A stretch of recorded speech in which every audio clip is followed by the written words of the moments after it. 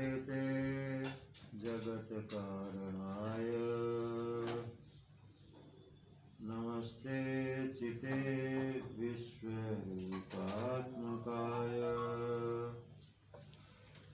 नमो अद्वैततत्त्वाय मुक्तिप्रदाय नमो ब्रह्मणे व्यापिने निर्गुणाय नमस्तस्मै सदेकस्मै कस्मै चिन्महसे नमः यदेतद्विश्वरूपेण राजते गुरुराजते।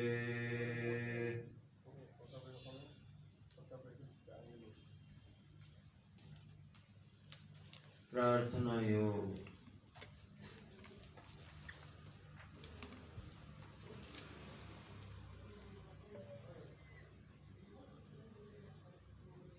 ऐसा कोई जीवन नहीं दिखाई देता जिसके जीवन में प्रार्थना का प्रभाव ना हो।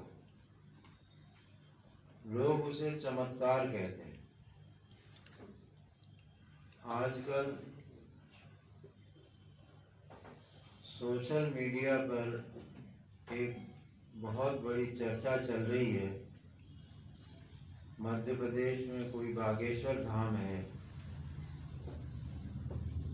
उस पर किसी ने विवाद उठा दिया कि ये अंधविश्वास फैला रहे हैं।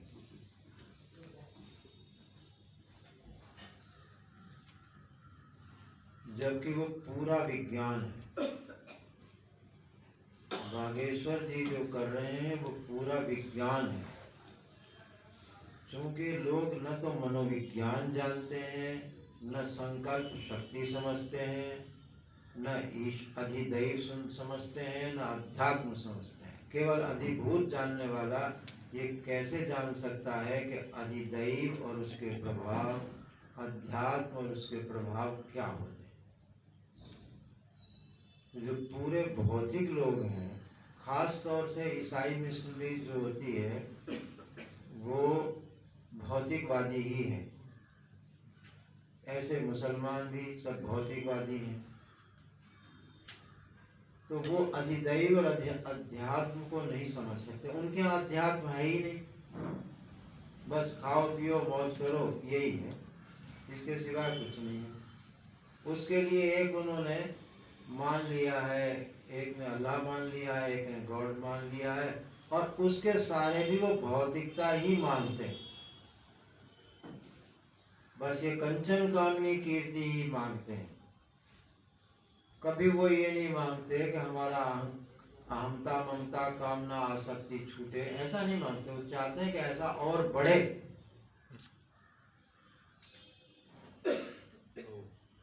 तो वो ये समझते ही नहीं है कि संकल्प के क्या चमत्कार होते हैं। संकल्प के होते ही चमत्कार है। और ईसाई मिशनरी अपने प्रार्थना के चमत्कार दिखाती रहती है, फिर भी वो दूसरों पर शंका करती है कि ईश्वर से प्रार्थना करने पर रोग ठीक करते वो दिखाते हैं। बहुत कुछ दिखाते हैं वो लोग अपने चैनलों पर कि प्रार्थना करने से क्या क्या नहीं होता। परंतु वो हमारे सनातन धर्मियों को कहते हैं तुम अंधविश्वासी हो। तो अब वहाँ देखो, वहाँ क्या विज्ञान है। जो बागेश्वर धाम के व्यक्ति हैं उनको ऐसा मानना चाहिए कि उन्हें प्रार्थना सिद्ध है, प्रार्थना योग सिद्ध है। वो खुद कहते हैं कि शब्द बोलना और प्रार्थना करने में बहुत अंतर है। हमने कह दिया है भगवान ऐसा हो जाए, ऐसा नहीं होगा। ये तो वाक्य तुमने बोल दिया, इसका नाम प्रार्थना थोड़ी है। आपका वहाँ मन नहीं बैठा, आपका वहाँ विश्वास नहीं है, आपकी वहाँ आस्था नहीं है, आप उसे स्वीकार नहीं कर रहे हैं। ऐसे कह दिया है भगवान हमारा ये काम हो जाए, तो कैसे हो जाएगा। अब ये जो चीज है जो भगवान को से प्रार्थना करने पर होती है, वो क्या कोई आपको उसके लिए कोई आप कार्य कारण ढूंढेंगे? बिल्कुल नहीं मिलेगा। कभी नहीं मिल सकता। जो मैंने आपको घटनाएं सुनाई हैं उनमें से एक भी कार्य कारण से नहीं सिद्ध होती। सब दृढ़ विश्वास हो और तब सिद्ध हो। और इसीलिए उनसे जब धीरेन्द्र कृष्ण शास्त्री से पूछा गया कि आप कैसे करते हैं, बोले हम कुछ नहीं करते हैं, जिसकी जैसी श्रद्धा होगी वैसा होगा। ये श्रद्धा का चमत्कार है। अब श्रद्धा क्या चीज है? कोई भौतिक चीज है? तो श्रद्धा से होता है। ऐसे ही ये प्रार्थना योग भी है। आप ये मत सोचिए कि कोई आपको भौतिक प्रक्रिया वहां दिखाई पड़ेगी, बिल्कुल नहीं दिखाई पड़ेगी, परंतु घटना घट जाएगी।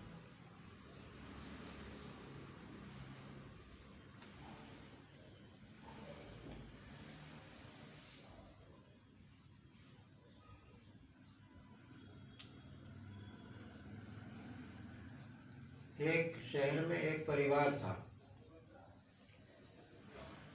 उसके उस परिवार में पांच आदमी थे। तो जो बड़ा लड़का था वो ईश्वर पर विश्वास करता था। छोटा लड़का पिताजी को मानता था कि पिताजी सब कुछ है, इन्होंने संपत्ति बनाई है, इन्हीं की दुकान चल रही है, इन्हीं की वजह से सब हो रहा है, ईश्वर क्या करेगा इसमें।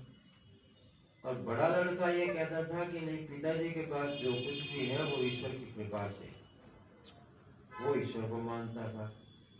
एक दिन आपस में बैठे थे, बहस छिड़ गई पिता में और पुत्र में।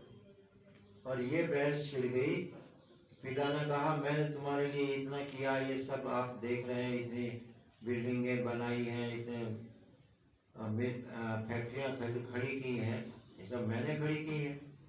तो वो लड़का बोल पड़ा बड़ा कि पिताजी ये सब भगवान की कृपा से ही हुआ है। तो पिताजी को गुस्सा आ गया और उसने कहा अच्छा, अगर ये भगवान की कृपा से हुआ है तो चल यहाँ से बिस्तर उठा, अपनी पत्नी को ले और घर से बाहर निकल जाओ, ईश्वर की कृपा प्राप्त करो। अब वो इतना बात टेंशन में आ गई कि वो बेचारे को धक्के दे के निकाल दिया। वो बड़ा लड़का अपनी पत्नी को लेकर के निकल पड़ा। अब वो पूरे शहर में घूमा, उसको कहीं भी कोई काम नहीं मिला। रहने को घर नहीं है और खाने को रोटी नहीं है, तो बेचारे रात को सो गए कहीं। तो जैसे किसी बाहर गांव के शहर के बाहर वो किसी खाली जगह पर देख के वो लेटे हुए थे, रात को सो गए थके हुए। तो एक व्यक्ति, वो समुद्र किनारे थे, जैसे सूरज समुद्र किनारे है या और भी समुद्र किनारे जगह होगी वो, तो एक का जहाज अटक गया था, वो चल नहीं रहा। तो उसने पंडितों को, जब सारे मैकेनिक हार गए, तो अब ये अधिभूत से जब हार गए तब अधिदैव पे पहुंचे, ज्योतिष में पहुंचे, मतलब ग्रह नक्षत्र को देखेंगे, अधिदैव पे आ गया। अब अधिदैव में आया तो ज्योतिषी ने कहा कि ये तो भाई बड़ा प्रबल ग्रह है, जहाज तो नहीं चल सकता।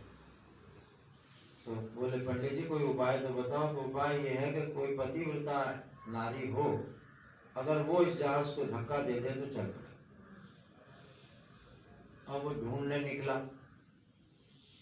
निकला तो वो उसे जब चलता चलता देखा तो वो एक पति पत्नी सो रहे थे ऐसे स्थान पर। तो उसको एक अंदाज लगा कि ये नारी पतिव्रता लग रही। तो उसने आवाज लगाई, तो पति थका हुआ था, वो तो सोया हुआ था, तो वो पत्नी जग गई। जगने के बाद उसने उसको हाथ जोड़ के उसके पैर छूने लगा कि हमारे पर कृपा करो, हमारा जहाज नहीं चल रहा है, आप पतिव्रता लगती हो, आप सिर्फ से हाथ लगा दो, वो चल पड़ेगा, ऐसा पंडितों ने बताया है। तो उसने सोचा कि जब ये मुझ पर विश्वास इतना कर रहा है तो इसका विश्वास ही फलित होगा। मैं क्या हूँ क्या नहीं उसे छोड़ो, इसका जो विश्वास है कि मैं पतिव्रता हूँ, ये विश्वास इसका काम करेगा। और मैं चली जाती हूँ, पति सोया हुआ है, थका हुआ है, उसे सोने देती हूँ, देर से देर जाके मैं जहाज को धक्का देके वापस आ जाती हूँ। अब ज्योतिष अधिदैव हुआ, वहां पर कोई उपाय नहीं मिला, अब अध्यात्म की ओर चला वो, क्योंकि अभी आत्मिक बल चलेगा, संकल्प शक्ति काम करेगी। अब तो उसने वो लक्ष्मी जी को मानती थी, ईश्वर को लक्ष्मी के रूप में मानती थी, उसी की उपासना करती थी वो स्त्री। तो उसने आंख बंद की, लक्ष्मी माता का ध्यान किया और उसने उस जहाज को ऐसे धक्का दिया और वो स्टार्ट हो गया। स्टार्ट हो गया। अब कहो कि ये चमत्कार है या अंधविश्वास है? ये अंधविश्वास नहीं है, पूरा विज्ञान है। अध्यात्म शास्त्र का ये पूरा विज्ञान है कि आप जब कभी अनंत शक्ति से कुछ कहेंगे, मांगेंगे, तो घटनाएं घटेंगी ही घटेंगी। वहां भौतिक कार्य कारण नहीं दिखेगा। और भौतिक देखना चाहो तो मैं उसे भी सिद्ध कर सकता हूँ कि भौतिकता कैसे कैसे वहाँ कार्य कारण बनता है। अध्यात्म से अधिदैव में नियति बनती है, नियति से फिर अधिभूत में कार्य कारण भी बनता है।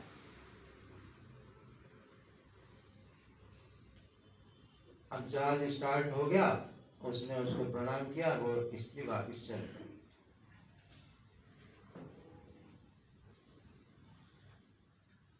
ज्योतिषी ने कहा, अरे सेठ मूर्ख है, अभी ग्रह तो बड़ा प्रबल है तेरे ऊपर, ये जहाज आगे फिर रुक सकता है, इसी स्त्री को जाने मत दे, यहीं रोक ले।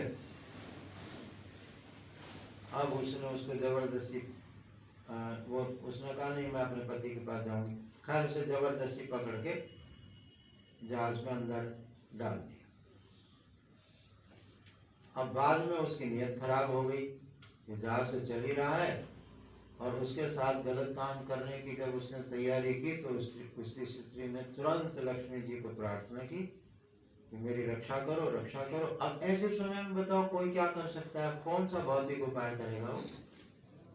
कौन सा आदिदैविक उपाय करेगा? सिवाय प्रार्थना के और कोई चीज बची नहीं किसी के पास।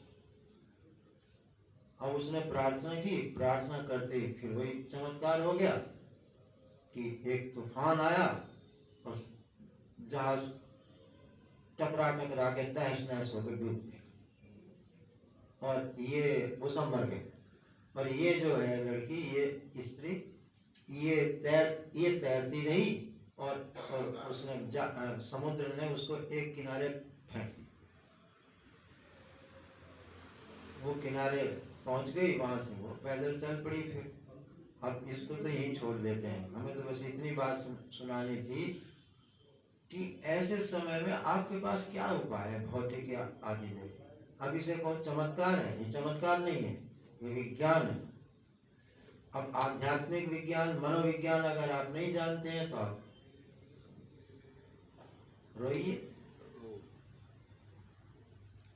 तो इस तरह से प्रार्थना बहुत सूक्ष्म स्तर पे काम करती है। मन बुद्धि भी जहां नहीं रहती वहां से काम करती, उसी को अध्यात्म कहते हैं। अध्यात्म शब्द का अर्थ है आत्मनि इति। जिसको आप मैं कह सकते हैं वो सब अध्यात्म है। आप शरीर को मैं कह सकते हैं तो ये भी अध्यात्म है। अंतःकरण को आप मैं कह सकते हैं, वो भी अध्यात्म है। जो इसको जान रहा है निरंतर, वो असली अध्यात्म वही है। इससे बाहर जो भी है, अगर आप अध्यात्म आत्मा को मानते हैं तो शरीर उसके सामने फिर अधिभूत है। तो इस तरह से बहुत सूक्ष्मता में चला जाता है अध्यात्म। वहां जब किसी की नजर ही नहीं है तो वो समझ कैसे सकता है उसको? अगर मैं यहाँ आपको वेदांत समझाने लगूं शास्त्रीय ढंग से, बिल्कुल नहीं समझ में आए। इसीलिए व्यास जी ने क्या किया कि इस अध्यात्म को, इस वेदांत को समझाने के लिए ये कृष्ण लीला आदि का वर्णन किया है। ये जो रास लीलाएं हैं ये सारी अध्यात्म विद्या है, उसको आकृतियों में समझाने का कोशिश किया।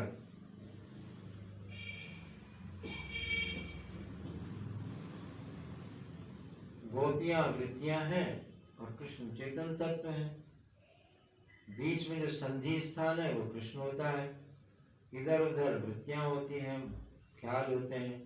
तो इस तरह से सारा का सारा वेदांत रास लीला में समझाया पढ़ाया गया। तो ये उनकी युक्ति है कि अब उसको अधिदैव में ला के समझाया। अब अधिभूत में कैसे समझाएं? तो अधिभूत में समझाने के लिए उन्होंने सर्वात्म भाव को पहले समझना पड़ेगा, तब वो समझ में आएगा कि ये सब कुछ आत्मरूप ही है, सब ब्रह्म रूप ही है, इसको समझना पड़ेगा। तो यही चीज इस हमारी प्रार्थना, इस प्रार्थना में है। अब अगला है सर्वात्म भाव पर हम अभी आते हैं। इससे पहले है सर्वथा सुरक्षा। हमें क्या मांगना है जो आपके हाथ में नहीं है? सर्वथा सुरक्षा आपके हाथ में नहीं है। कब मन में क्या विकार उदय हो जाए कुछ पता नहीं, कब कौन सा रोग आ जाए, अचानक ही रोग मालूम पड़ते हैं। अचानक हम बैठे और बुखार आगे बैठे और सिर दर्द चालू हो गया, ऐसे कुछ पता तो लगता ही नहीं। तो ऐसे में आप कैसे सुरक्षित रह सकते? तो विकार हैं, रोग हैं, परिस्थितियां एकदम बदल जाती हैं। अभी घटना हुई कि हमारे बच्चे का एक्सीडेंट हो गया, कैसे पता करेंगे आप? तो ये सब, इसकी सुरक्षा आप कैसे कर सकते? तो केवल सुरक्षा वही कर सकता है जो सर्वत्र सर्वदा सर्वरूप में हो, और कोई नहीं कर सकता। और वो उसका तरीका क्या है कि आप उससे रिक्वेस्ट करिए, आप बाई हार्ट उससे प्रार्थना कीजिए, तो सुरक्षा हो जाएगी। क्योंकि वो तो कल्प वृक्ष है, वो तो कभी मना करता ही नहीं है। आप उसके सामने जो भी बात रखेंगे उसे प्रकाशित कर देगा। और यही नियम है, और ये विज्ञान है। अभी से कोई कैसे कह सकता है कि अंधविश्वास है? आप प्रकाश के सामने कोई चीज रखिए, प्रकाशित होगी कि नहीं होगी? ऐसे आत्मा के सामने जो चीज रखोगे, आत्मा के सामने एक विचार आया तो आपको पता लगता है कि नहीं ये विचार आया? तो किसे पता लगाइए?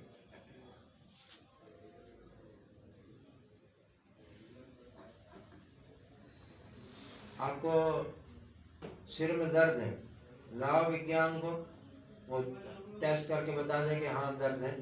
बिल्कुल नहीं बता सकता विज्ञान के सिर में दर्द है,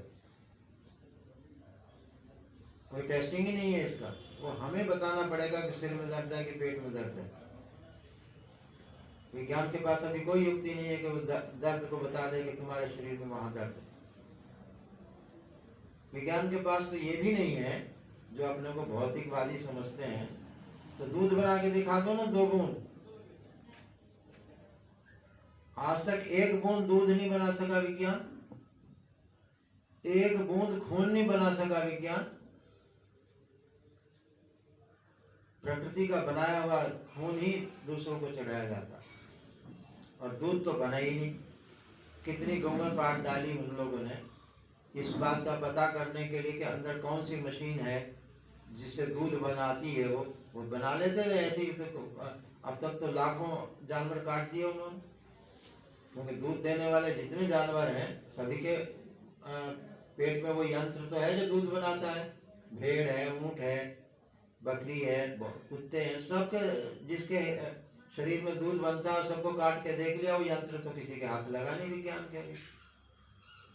अगर ये आविष्कार हो जाता तो दूध की नदियां बह जाती हैं। क्या कारण है कि उस तक पहुंच नहीं है विज्ञान, इसलिए बहस भी नहीं करनी चाहिए। सावधान तो रहना चाहिए मगर बहस नहीं करनी चाहिए। क्यों? कि दूध खाने पीने से नहीं बनता। अगर खाने पीने से बनता तो विज्ञान आविष्कार कर देता। वो बनता है प्रेम से, मोह से।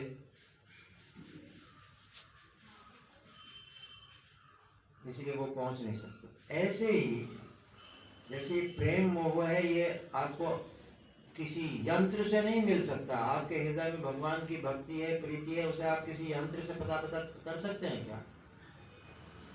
तो ऐसे ही ये अध्यात्म किसी यंत्र का, क्योंकि यंत्र का प्रयोग होता है विषय के प्रति, और आत्मा वो है जो इसको जानता है, आश्रय आश्रय की ओर विज्ञान जाते ही नहीं, इसलिए वो विज्ञान पूछना चाहते हैं। विज्ञान कैसे समझ में आएगा? यहाँ प्रयोग करो, आप भी भजन करो, साधन करो, प्रार्थना करो, देखो होता है कि नहीं होता। इस तरह से ये जो सुरक्षा है, ये आप हमारे हाथ में नहीं है। किसी कीड़े ने काट खाया, कैसे पता करोगे? कीड़ा काटते ही खुजली हो गई, कीड़ा काटते ही जहर चढ़ गया, अचानक जा रहे हैं ठोकर लग गई, असावधानी से बहुत चीजें प्रकट होती हैं। तो इसको इसी विलक्षणता में ही समझिए प्रार्थना को, कि ये अद्भुत है, विलक्षण है, जहां बुद्धि थोड़ा सा काम कर सकती है और आखिर बुद्धि को शरणागत होना पड़ेगा।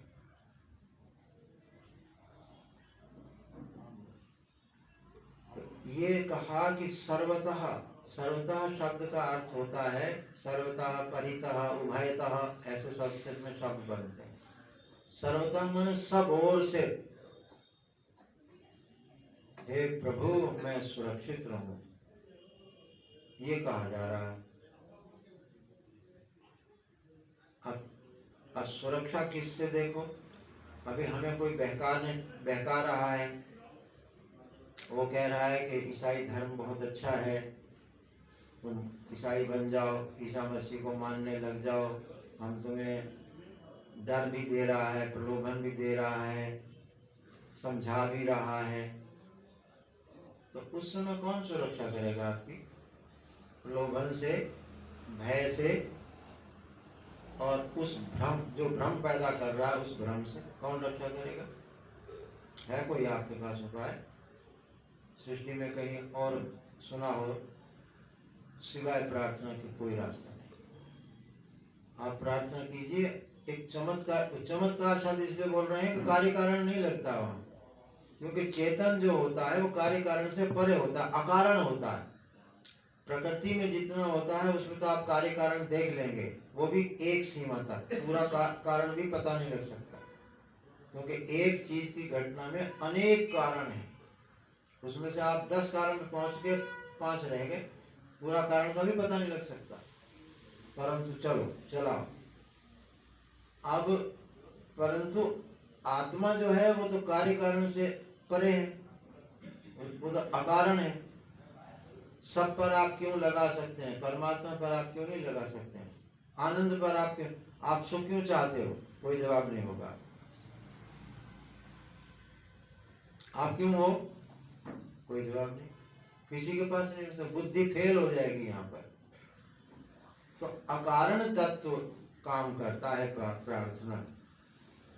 इसीलिए अकारण से जब हम प्रार्थना करते हैं तो घटनाएं भी कार्य कारण से परे होती हैं, वो भी कार्य कारण में नहीं आती।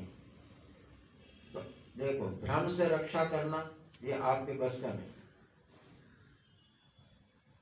आप छोटे बच्चों को प्रार्थना जरूर सिखाइए, कोई नहीं बहका पाएगा उसको, यहाँ तक कि वो उसका मन भी उसे भ्रमित नहीं कर पाएगा, बस पूरी जिंदगी वो सुरक्षित रहेगा। सिर्फ उसे विधि पूर्वक प्रार्थना सिखा दी। मैं इसीलिए बच्चों के बारे में कह रहा हूं, क्योंकि वो बेचारे अबोध हैं, वो आपके माता पिता के आश्रित हैं, कुछ कर नहीं सकते, असमर्थ हैं।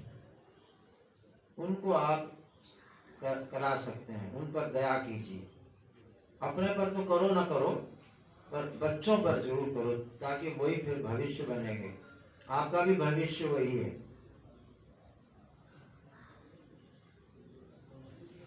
तुम समझ रहे हो अपने पर दया करनी हो तो कर लेना, तो बच्चों पर जरूर कर, उनका जीवन जो है वो सब मुसीबतों से बच जाएगा। तो भ्रांतियों से रक्षा कौन करेगा? जब तुम जानते ही नहीं तो अपने को कैसे बचाओगे? विकारों से रक्षा कौन करेगा? क्योंकि आपको पता होगा कि काम क्रोध जो आते हैं वो तो वेग से आते हैं, आदमी भूल जाता है, गुस्सा एकदम आ गया, भूल गया आदमी, होश नहीं रही, काम का वेग आया, भूल गया, तो वो तो वेग से आते हैं। परंतु मोह और लोभ बड़े धीरे धीरे फैलते हैं, ऐसे चिपट जाते हैं कि जब वो आदमी जकड़ा जाता है तब उसको पता लगता है अरे इतना मोह, अरे कुत्ता मर गया घर का तो उसके लिए रोना क्यों आ रहा है, मोह था उसमें।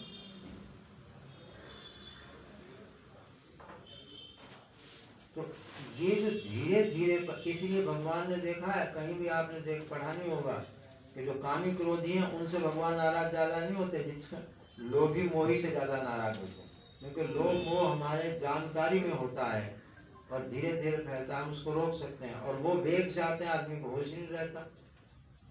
तो ऐसे में राग द्वेष भय सबको होता है, पशु पक्षी सब में भय है, उससे कौन बचाएगा? सोचो, विचार करो, अपनी अकल लगा के देखो कि आप पूरे असमर्थ हैं इन बातों में, कुछ नहीं कर सकते आप।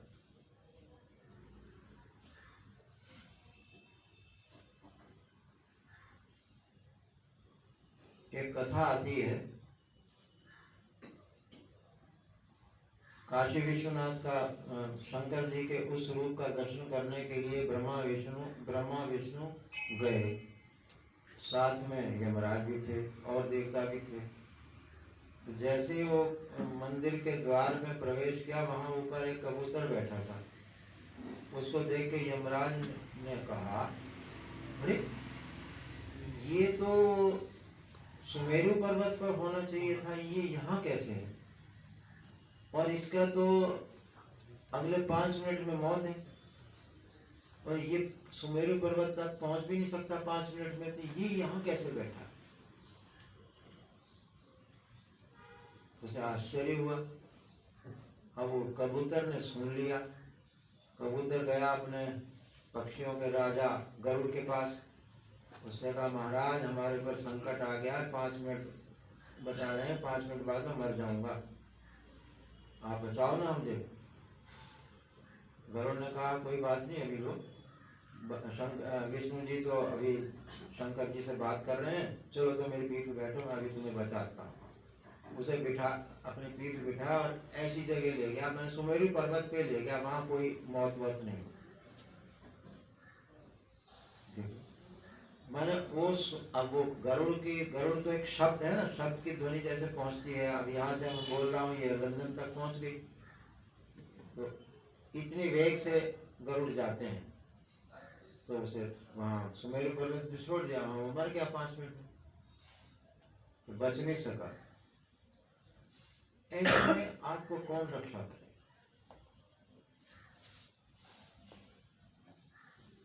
इन विकारों से, मौत से, भय से कोई रक्षा नहीं कर सकता, सिवाय आप अपने अहंकार को झुकाइए और मांग कीजिए कि मेरी रक्षा हो, और वो हो जाए। इतना सरल भी है, जितना कठिन आप देख रहे हैं उतना ये सरल भी है।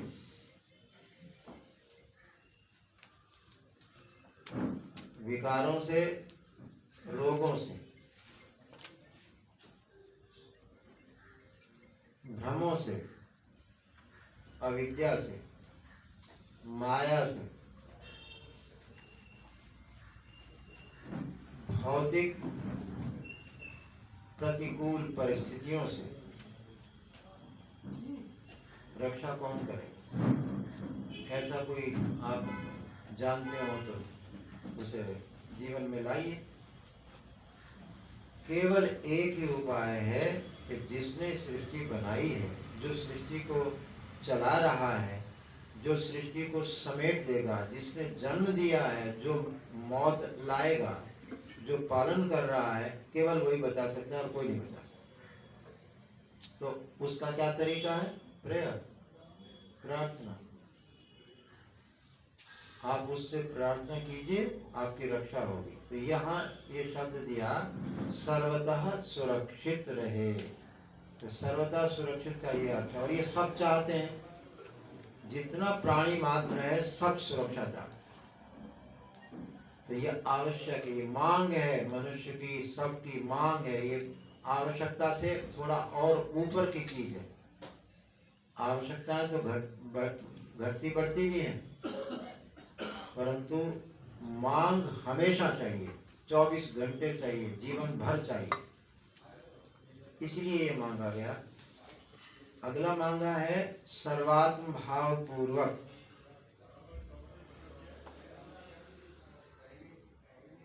सर्वात्म भाव। अब हम आ गए, पहले हमने अपने बुद्धि के बारे में मांगा, फिर मन के बारे में मांगा, फिर तन के बारे में मांगा, फिर धन के बारे में मांगा, फिर अपनी पूरे जीवन की सुरक्षा के बारे में मांगा। अब हम मांग रहे हैं असली अध्यात्म।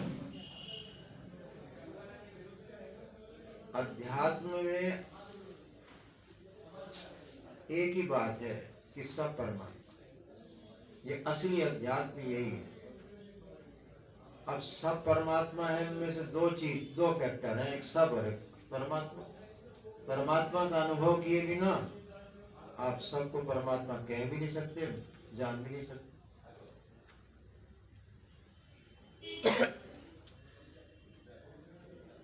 सब में भगवान को अनुभव करना, सब में भगवान को अनुभव करना, भगवान में सबको अनुभव करना, सब में भगवान को अनुभव करना, भगवान में सबको अनुभव करना, और सबको भगवान ही भगवान अनुभव करना। 3 चीजें आई।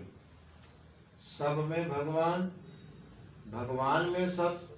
तो देखो, जो भी चीज दिखती है, 10 इंद्रियों से जो भी चीज व्यवहार में आती है, वो उसमें परमात्मा मौजूद है, ऐसा विश्वास, ऐसा ज्ञान, ऐसी समझ, ऐसी संवित। तो ये पहला वाक्य हो। इस सब में एक चेतन तत्व है, परंतु इसमें जरा समझने के लिए एक चीज छूटती है, वो मैं तुम्हें सावधान कर देता हूं। पर अपने को मत बचाना। जब सब कह रहे हो सब में परमात्मा है, तो वो तुम में भी है या नहीं? तुम सब में हो या कि नहीं हो? ये गलती मत करना, नहीं तो ये बात समझ में आएगी ही नहीं। तो तुम में भी परमात्मा है, बहुत बड़ी उपलब्धि होगी कि मुझ में परमात्मा है। अब एक तो तुम हो, एक तुम में परमात्मा है। इसको स्पष्ट करने के लिए दूसरा वाक्य बोल दिया, परमात्मा में सब। अब ऐसा परमात्मा कैसे, कौन है जो जिसमें सब? आकाश, आकाश में सब है। एक एक स्फुरना आकाश में उदय होती है, आकाश में प्रतीत होती है, आकाश में लय होती है। अनंत कोटि ब्रह्मांड आकाश में ही प्रतीत होते हैं और लय हो जाते हैं।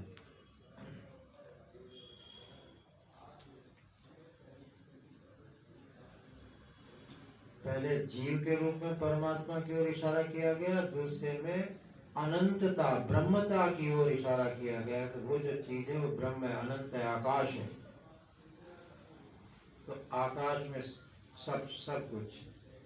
अब तीसरा है कि ये में सप्तमी विभक्ति का प्रयोग किया जा रहा है, तो इसका मतलब है 2 चीज है ना, एक है और एक उसमें।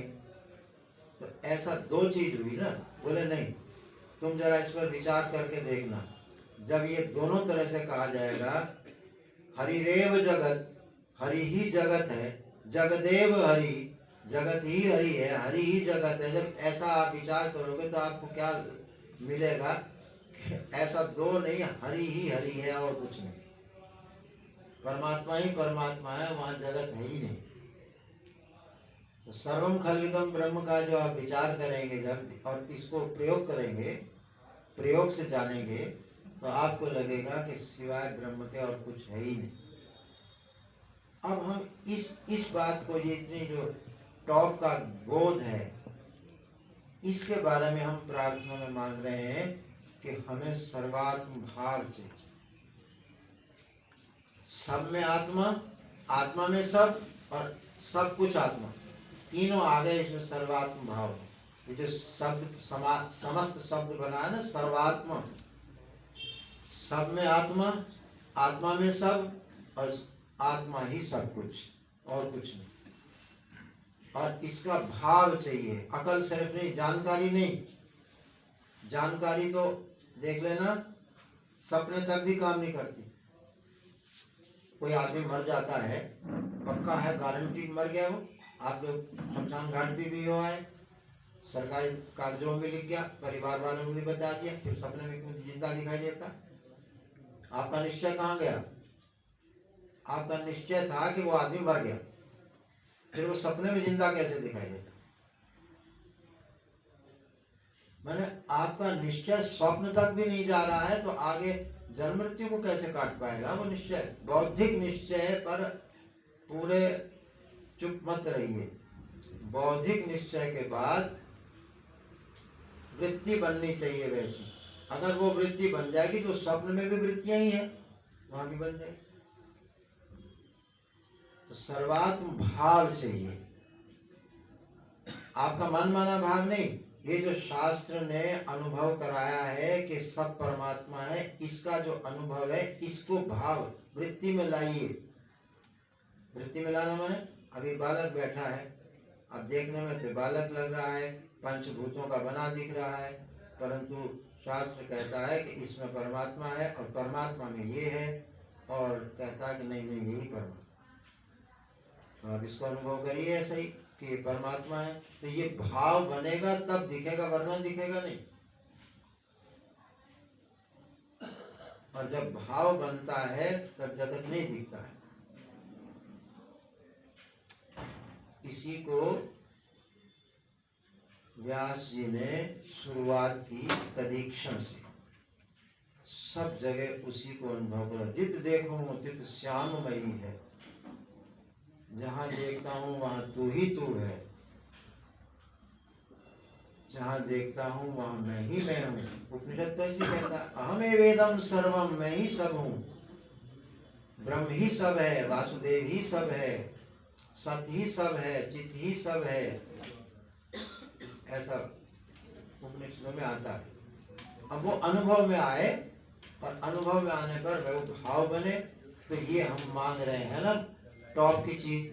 तो माने आप देख लीजिए कि व्यवहार की सुई से लेकर के ब्रह्म बोध तक, सर्वात्म भाव तक हम प्रार्थना में मांग रहे हैं, तब प्रार्थना तो पूर्ण हो ही गई अपना।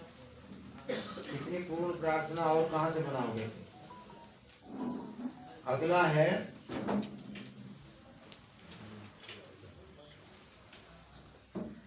अगला कल बताएंगे, अभी प्रार्थना करते हैं। वो बहुत बड़ा प्रसंग है, उसी पर सारे लोग, जय कृष्णमूर्ति, आचार्य रजनीश, आजकल के बहुत महात्मा इसी जागृति पर ही, विपश्यना, ये सब जागृति पर ही काम करते हैं।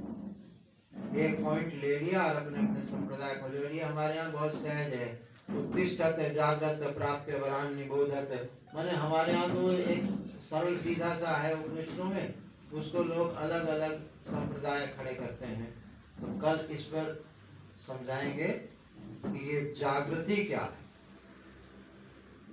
क्योंकि जय कृष्णमूर्ति का सारा कुछ जागृति पर निर्भर करता है, सारा।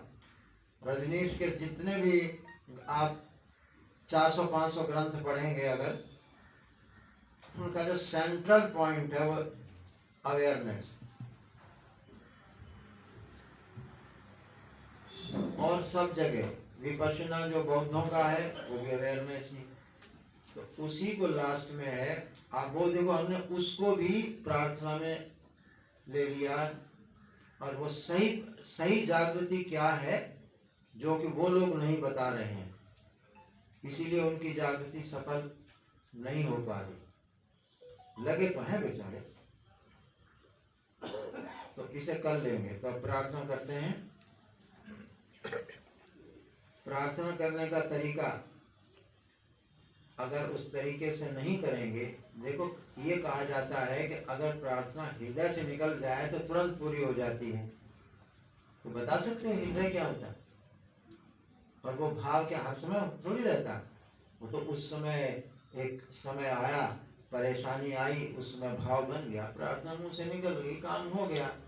परंतु हम हर समय तो उस वो हृदय क्या है जहाँ जिससे प्रार्थना की जाती है, वो अभी मैं बाद में समझाऊंगा जब मैं इसकी विधि पर फिर आऊंगा। अभी इतना मान लीजिए कि गहरी नींद में जो आनंद का अनुभव आप रोज करते आए हैं, आज भी करके आए होंगे, बस उधर ध्यान दीजिए। फिर मैं आपको समझा दूंगा कि हार्ट क्या होता है, हृदय क्या होता है। ये हृदय नहीं है, ये तो पंपिंग इंस्ट्रूमेंट है। असली हार्ट क्या अर्थ है? हार्ट का, हृदय का अर्थ क्या है? ये जहाँ चोटी होती है हम लोगों की, जहाँ से बाल इधर उधर जाते हैं, एक ऐसी जगह होती है सिर में जहाँ से इधर उधर जाते हैं बाल, वो जगह जो है ना, वो सहस्रार कहलाते हैं। योगी लोग सहस्रार कहते हैं। वहाँ का जो स्थान है वो हृदय है, ये उपनिषदों में आया है। और असली हृदय क्या है वो मैं फिर आपको बताऊंगा। अभी आप सिर्फ इतना ही मान लीजिए, गहरी नींद में जो सुख होता है उसको याद करना है। तो एक एक शब्द को बड़े मधुरता से और बड़ी गंभीरता से बोल के और सुषुप्ति शेष की ओर ध्यान दें। हे अनंत अद्वय आनंद स्वरूप सर्वस्व प्राज्ञ शांत।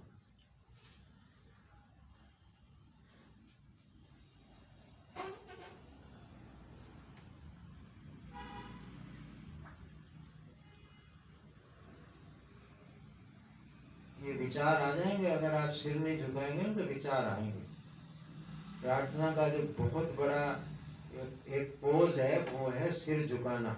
अहंकार झुकाइए, ये सिर को राहु कहते हैं। ये भ्रांतियों को थोड़ा समर्पित कीजिए, तभी भ्रांतियां मिटेंगी। मैं विविक्त का सर्वथा समादर करूं शांत।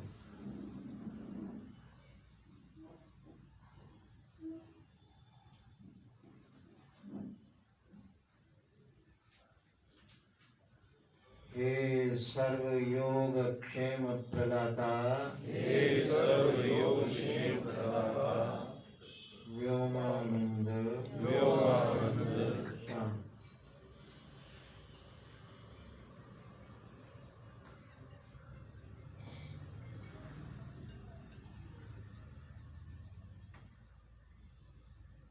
यह जीवन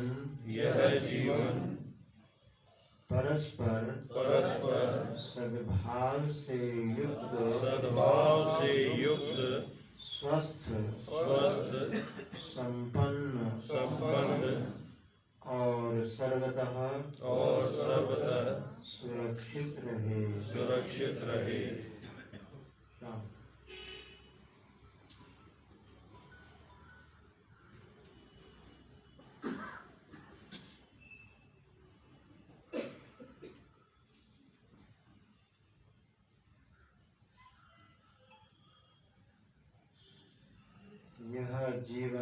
यह जीवन परस्पर सद्भाव से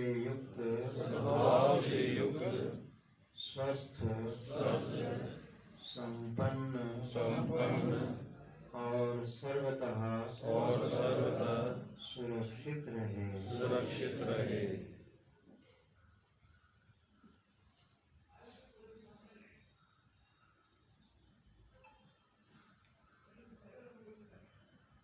सर्वात्म भावपूर्वक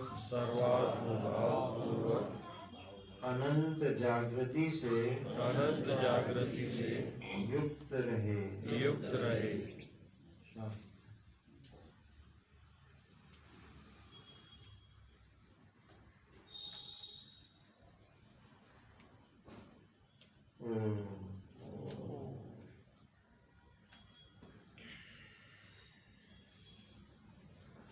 ये प्रार्थना यहाँ का मैंने कराई है। होमवर्क के लिए भी यही है। आप घर में, चूंकि आप सृष्टि दृष्टिवादी हैं, जगत को देख के मानते हैं। हम लोग तो दृष्टि सृष्टिवादी हैं। वेदांती लोग जो होते हैं वो दृष्टि सृष्टिवादी होते हैं। जैसी उनकी नजरिया होती है वैसा उन्हें दिखता है, और आप लोग जैसा दिखता है वैसा मानते हैं। तो उस हिसाब से संधि स्थानों में प्रार्थना करनी चाहिए। शुरू में, प्रारंभ में, फिर कभी भी कर सकते हैं। जीवन की संधियां दो,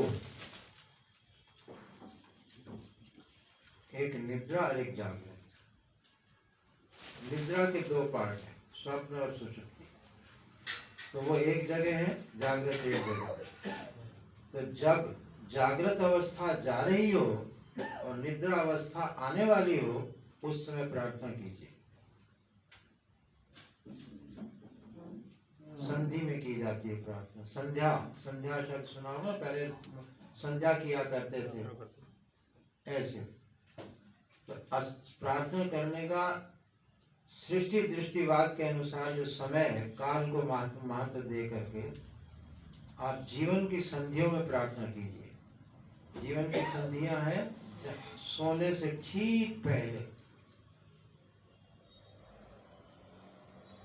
नींद ना आ रही हो तो इस प्रार्थना को बार बार करते रहिए, बहुत गजब की नींद आए।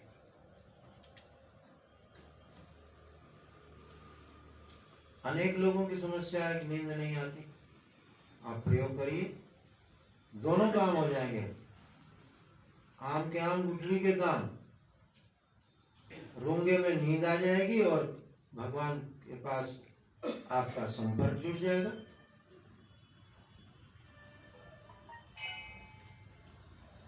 एक बार, 2 बार, 3 बार, जितनी बार आप करके सो जाए, उसके बाद कोई काम नहीं करना। बल्कि मैं तो ये कहूँगा कि प्रार्थना कर लीजिए, फिर तकिए पे सिर रख के सो जाए। लेटे लेटे भी करते रहिए, ताकि नींद आपको प्रार्थना में ही आनी चाहिए। तो आपकी सारी रात शुभ बीत जाए, मंगल में। गलत स्वप्न आएंगे ही नहीं।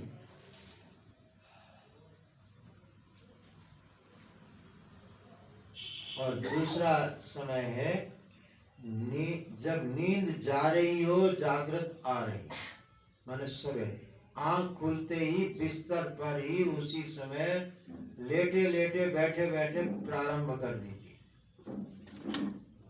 और लेटे लेटे करना हो तो तकिया जरा ऊंचा कर लीजिए। गर्दन झुकनी जरूरी है उसमें। आप जरा ये नोट करना, मैं आपको विज्ञान इसका बाद में समझाऊंगा कि क्यों हम गर्दन झुकाने की बात कहते हैं।